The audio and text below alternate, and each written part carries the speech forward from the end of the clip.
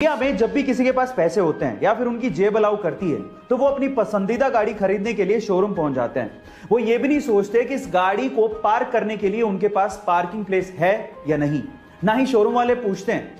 लेकिन ये इंडिया में होता है, जापान में नहीं। गाइस, जापान में अगर आपको गाड़ी खरीदनी है तो आपको पहले स्थानीय पुलिस स्टेशन पहुंचकर पार्किंग के दस्तावेज जमा कराने पड़ेंगे। उसके बाद पुलिस वाले आपको पार्किंग स्पेस सर्टिफिकेट देंगे और उसके बाद ही आप गाड़ी खरीद पाओगे। गाइस, क्या आपको भी लगता है कि इंडिया में भी ऐसा कुछ होना चाहिए? चैट सेक्शन में जरूर लिखिएगा। हम लोग भावात्मक तरीके से कई बार इंग्लिश को गलत बोलते हैं। कैसे? मैं आपको एग्जांपल के साथ बताता हूं। जैसे कि अगर किसी की शादी की सालगिरह है तो उसे मैरिज एनिवर्सरी नहीं कहते, उसे वेडिंग एनिवर्सरी कहते हैं। इसी तरह से अगर आप किसी चीज को फिर से इस्तेमाल कर रहे हो तो उसे सेकेंड हैंड नहीं कहते, उसे यूज्ड कहते हैं। इसी तरह से अगर कोई मर जाता है तो उसे डाइड नहीं कहते, उसे पास्ड अवे कहते हैं। इसी तरह से अगर कोई गरीब है तो उसे पुअर नहीं कहते, उसे अंडर प्रिविलेज्ड कहते हैं। और फाइनली अगर कोई मोटा है तो उसे फैट नहीं कहते, उसे फुल फिगर्ड कहते हैं। गाइज, आपको इंग्लिश की ये नॉलेज कैसी लगी चैट सेक्शन में जरूर लिखिएगा। गाइज, अगर आप किसी डॉक्टर के पास कभी गए हो तो आपको देखने के बाद वो एक पर्ची पर दवाई लिख के देता है, लेकिन दवाई लिखने के बाद ऊपर ऊपर वो RX भी लिखता है। क्या आप उसका मतलब जानते हैं? इनफैक्ट बहुत सारे डॉक्टर्स भी उस RX का मतलब नहीं जानते। तो चलिए मैं आपको बताता हूं।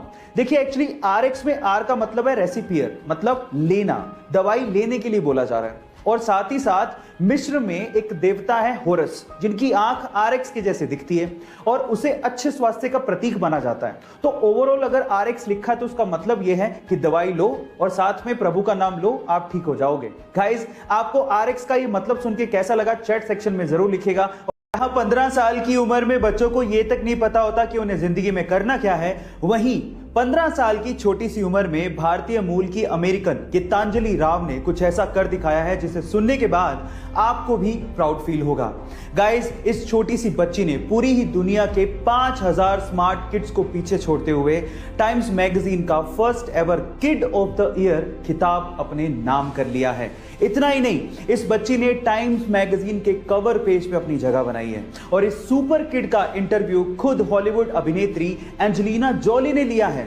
गाइस, इतनी छोटी सी उम्र में ये बच्ची एक साइंटिस्ट और एक इन्वेंटर है और इसने हाल ही में एक ऐप डेवलप किया है जो आपको साइबर बुलिंग से बचाता है। सो गाइस, इस सुपर किड के लिए एक हार्ट तो बनता है। ऐसी बहुत सारी चीजें हैं जो कि इंडिया ने ही पूरी दुनिया को दी हैं और हम में से बहुत सारे इंडियंस उनके बारे में जानते तक नहीं हैं, और उसमें से एक है स्टील। जी हां गाइस, स्टील इंडिया ने ही दुनिया को दिया।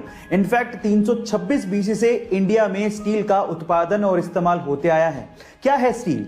एक्चुअली आयरन की स्ट्रेंथ को बढ़ाने के लिए हॉट लिक्विड आयरन के अंदर चारकोल को मिलाया जाता है और इस पे कोरोजन ना हो उसके लिए 11% क्रोमियम मिलाया जाता है, जिससे स्टेनलेस स्टील बनाया जाता है। और स्टेनलेस स्टील से आज हम लोग बड़े बड़े इंफ्रास्ट्रक्चर खड़े भी कर रहे हैं। धोनी का 7 नंबर की जर्सी पहनना, या फिर युवराज सिंह का 12 नंबर की जर्सी पहनना, या फिर सहवाग का बिना नंबर की जर्सी पहनना, या फिर सचिन तेंदुलकर का बैटिंग से पहले लेफ्ट पैड को पहले पहनना, या फिर आप लोगों का कोई लकी कॉइन अपने वॉलेट में रखना, ये सब अंधविश्वास बिल्कुल नहीं है। इनफैक्ट साइकोलॉजिकल साइंस इसे अंधविश्वास नहीं, लकी चार्म मानती है और इसे बिल्कुल सही ठहराती है। साइकोलॉजिकल साइंस ये कहती है कि अगर कोई इंसान लकी चार्म अपने पास रखता है और उस लकी चार्म पे पूरा विश्वास रखता है तो डेफिनेटली उसका काम अच्छे से बन ही जाता है। सो गाइज, आप कौन सा लकी चार्म अपने पास रखते हैं या किस चीज को आप अपना लकी चार्म मानते हैं, चैट सेक्शन में जरूर लिखिएगा। और ऐसे इंटरेस्टिंग फैक्ट्स के लिए यूट्यूब पे हमारे वीडियो को सब्सक्राइब कर लीजिए और अगर आप इंस्टाग्राम पे देख रहे हैं तो मुझे फॉलो करना मत भूलिएगा। मिलते हैं अगली वीडियो में।